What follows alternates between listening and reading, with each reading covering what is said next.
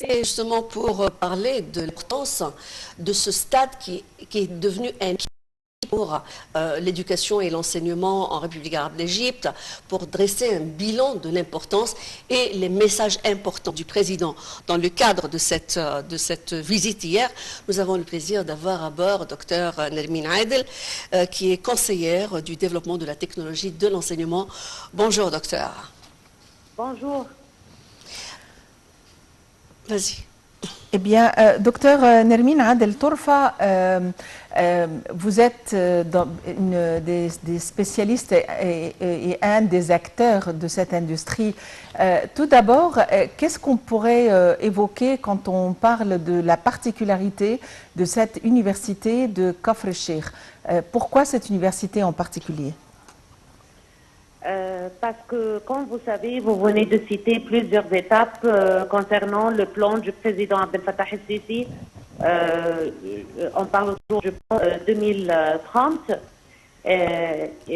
c'est-à-dire qu'il a indiqué plusieurs fois que l'État soucieux d'améliorer le niveau des universités publiques, parallèlement à la mise en place de nouvelles universités conformément à une approche qui fournit un enseignement et une formation adéquats au marché du travail.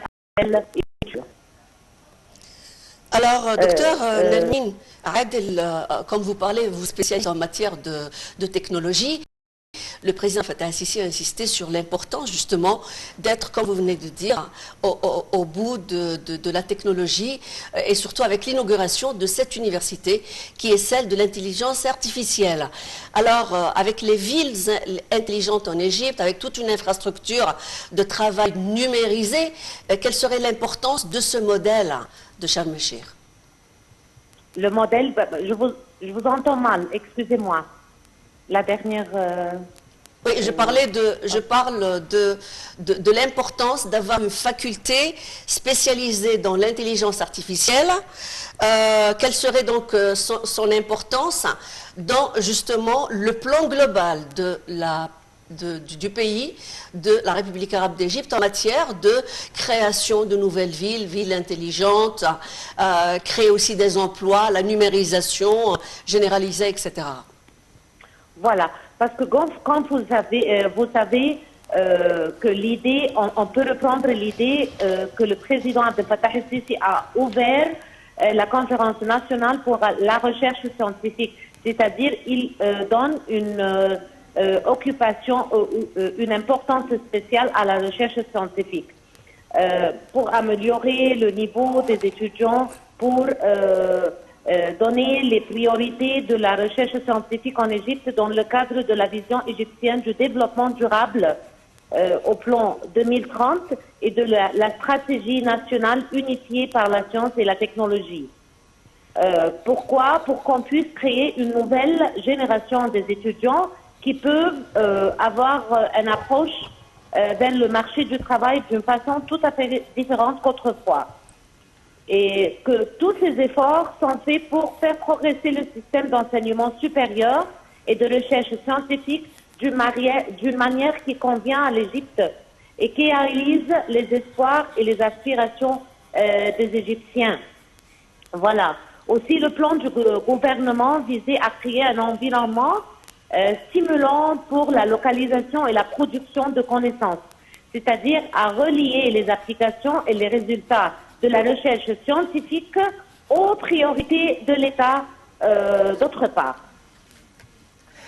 Docteur Nermine Torfa, il y a un plan global de l'État puisque le développement de l'enseignement, que ce soit l'enseignement scolaire ou universitaire, est devenu un processus au cœur des priorités de l'État.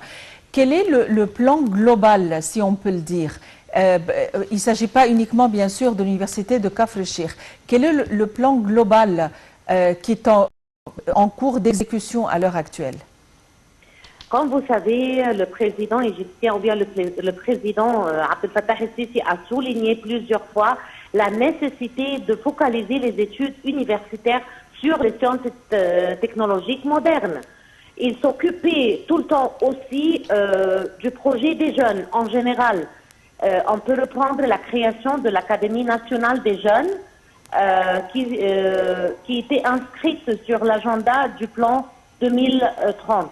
La décision prise de la création de cette Académie des jeunes par le président, c'est-à-dire pour objectif de mettre le point sur l'importance tribune pour l'autonomisation des jeunes et leur habilitation à assurer la responsabilité de ce pays à l'avenir.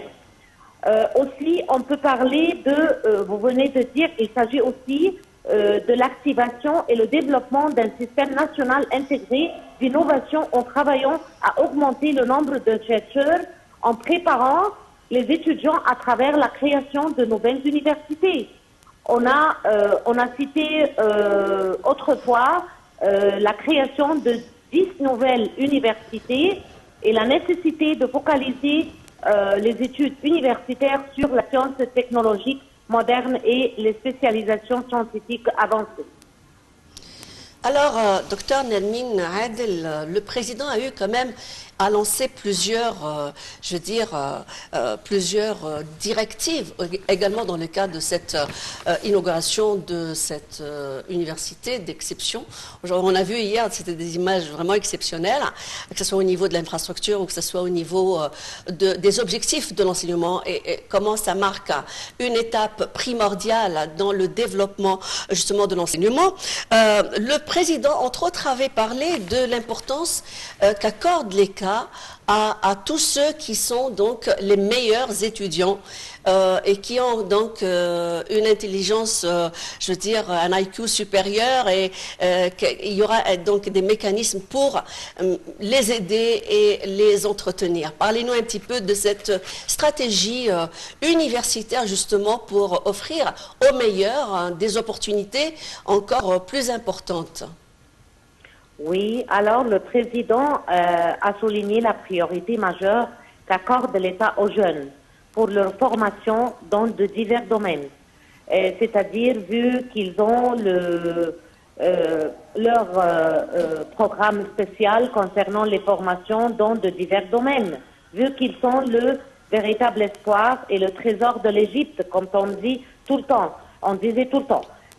C'est-à-dire pour objectif de réaliser le développement global et durable dans les années ou bien les années à venir. Le président aussi a beaucoup parlé lors d'une visite à l'université de Cap-Fréchette où il a partagé ses idées avec les étudiants de cette université. On peut trouver aussi plusieurs protocoles ou plusieurs accords entre les universités en Égypte et les universités internationales, c'est-à-dire que les étudiants peuvent obtenir de doubles certifications. Voilà, l'importance de la prise de conscience des étudiants aux défis actuels à l'intérieur ou à l'extérieur du pays, parallèlement au développement de leur niveau scientifique et académique afin de pouvoir suivre les changements du marché de leur travail à l'avenir, comme vous venez de dire. Et voilà aussi la création de plusieurs universités peut mettre fin à l'augmentation du nombre des étudiants ou des lycéens qui s'augmentent à travers le temps et qu'il y a les universités, les anciennes universités égyptiennes qui ont surchargé et surpeuplé par le nombre des étudiants. Voilà. Parmi les recommandations du chef de l'État aussi figurent les activités universitaires. Il s'agit de tenir des universitaires au sein des enceintes de manière à mieux former les étudiants aussi et de les initier à la vie d'une manière pratique et sur le champ et pas seulement théorique et académique. Est-ce qu'il y a un plan global, un plan de changement vis-à-vis des activités universitaires ? Oui, il y a sans doute un plan d'améliorer le niveau des étudiants eux-mêmes. Comme vous voyez, après la révolution, les jeunes eux-mêmes occupaient une place spéciale au plan du président Abdel Fattah el-Sisi. Et il y a 2 millions des étudiants égyptiens se préparent à commencer leur nouvelle étape universitaire, surtout après l'université leur chance à travers ou à occuper leur travail au marché, à occuper leur rôle dans la société égyptienne. Voilà, parce que de nombreux lycéens en Égypte rencontrent de difficultés pour s'inscrire dans les universités en raison de l'incapacité de celles-ci à accueillir un nombre croissant d'étudiants qui souhaitaient y accéder. Le changement des activités universitaires change sans doute et forme sans doute les étudiants d'une façon tout à fait différente qu'autrefois. Parce qu'avec la nouvelle génération, on parle toujours de la génération des smart machines, de social media, de la tablette, de la technologie, voilà, tout ça, on parle de la génération des touches. C'est-à-dire, entre leurs mains, ils peuvent toucher le monde entier. On ne peut pas limiter le rôle de l'université avec les étudiants. D'autre part, la porte est ouverte d'une façon très large vers l'avenir à travers la technologie et le média. Donc, le plan d'améliorer et de former les étudiants, moi, je la vois très efficace. Et cette année, on peut voir 3 établissements privés ont ouvert leurs portes aux candidatures pour l'année scolaire pour la première fois, comme l'université du roi Salman et l'université de la nouvelle université à Al-Alamein. Et il y a aussi de nouveaux programmes de spécialisation destinés au marché du travail qui s'est augmenté de 59% à l'année 2020. Le monde entier se change, donc on doit changer même la mentalité des élèves ou bien même la mentalité des étudiants des universités et les lycéens. Alors, docteur Nermine, aussi on a vu, entre autres, l'osmose qu'il y a eu entre le président et les jeunes. Vous avez évoqué justement cette question de l'importance. Les jeunes sont au cœur des préoccupations de l'État pour aller de l'avant dans les réformes, que ce soit sur le plan éducationnel de l'enseignement ou même sur le plan scientifique, pratique, sociétal, etc. Donc, le président avait il avait assisté à une manifestation culturelle présenté justement par les étudiants de Sharm el-Sheikh. Il avait demandé et dirigé à ce que toutes les universités égyptiennes puissent avoir un jour au niveau de la cité de la culture et des arts pour présenter justement sa particularité. Qu'est-ce que vous pensez de l'importance justement de ce modèle d'expression pour les jeunes? Tout ce que je vois toujours que le président Sisi tient à confirmer que l'objectif n'est pas seulement d'améliorer le classement des universités égyptiennes, mais plutôt une indication de la qualité de l'éducation et les connaissances en Égypte. On parle de la qualité de l'éducation, c'est-à-dire la qualité de l'éducation présentée à travers la culture des jeunes eux-mêmes qui ont sans doute changé avec le temps. Le président indique aussi plusieurs fois, il a indiqué plusieurs fois que l'État fera tout son possible pour promouvoir la recherche scientifique et l'innovation. Et que aussi le plan du gouvernement visait à créer un environnement stimulant pour la localisation et la production de connaissances et à réaliser les applications et les résultats de la recherche scientifique aux priorités de l'État, c'est-à-dire aux priorités aussi des étudiants eux-mêmes. Et il s'agit également, il s'est également concentré sur l'activation et le développement d'un système national intégré d'innovation en travaillant à augmenter le nombre de chercheurs. Et le nombre de chercheurs, sans doute, a besoin d'un tel type de changement aux mentalités et à la culture des étudiants eux-mêmes, en préparant une nouvelle législation pour organiser le système des étudiants. Voilà, les protocoles et le champ de la coopération dans le domaine de l'éducation entre l'Égypte et les autres pays. Quand on voit, on a l'université américaine, l'université britannique, l'université française en Égypte. Et il y a aussi d'autres universités qui ont signer de contrats de double certification. C'est-à-dire, ça ouvre la chance à l'étudiant, à l'avenir, son avenir au marché du travail, de trouver plusieurs chances dans plusieurs compagnies et plusieurs sociétés d'une façon tout à fait différente qu'autrefois. Merci pour ces amples informations. Effectivement. Docteur Nermine Adel Tourfa, vous êtes conseillère de développement de la technologie et de l'enseignement. Je vous remercie infiniment pour votre intervention. Merci.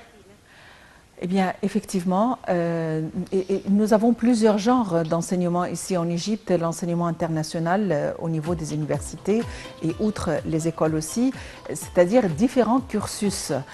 Nous avons les universités égyptiennes privées, les universités gouvernementales et effectivement, il s'agit d'offrir cet éventail de choix aux étudiants de manière à ce que chacun puisse choisir ce qui va le mieux avec ses options, avec ses souhaits. Mais l'essentiel, c'est d'initier les étudiants au marché du travail et qu'ils sachent ce qu'ils veulent pour ne pas se confronter à un chômage inattendu après de longues années d'études.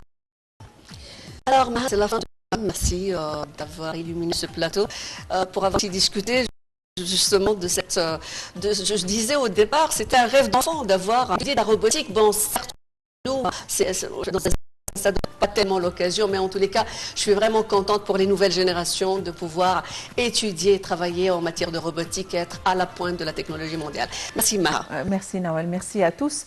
Très bonne fin de journée à tous et à la prochaine.